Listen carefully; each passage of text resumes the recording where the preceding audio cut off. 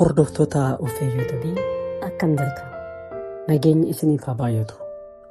Qubeen har'a waliin barannu qubee daa jedhama. Mee daa jedha. Daan Qubee daakiyyeedha. Daa jechuun daakiyyeedha.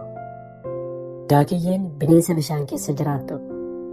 Bishaan irra salphaatti balali'uu dandeessi. Daakiyyeen bishaan jaallatti. Nyaata ishee bishaan keessaa barbaaddi.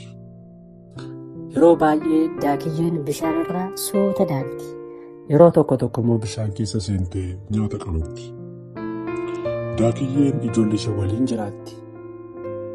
Kanaaf qubeen amma barachaa jirru kun Daa jedhama.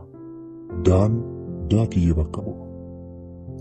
mee qubee itti aanu kan biraa haa ilaallu. Innis qubee ee jedhamudha. Ee jechuun ermii bakka bu'u. Ermiin bineensa xiqqaa fi saffisaadha. Ermiin bosona keessa fiiga. Ee ermii. Meena waliin haa jennu. Ermii. Ermiin soota fiiga.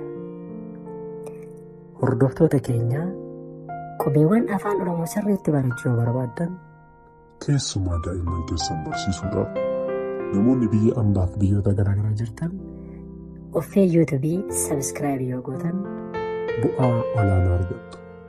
Har'a qubee daa jedhamuu fi qubee ee jedhamuun wajjin baranna.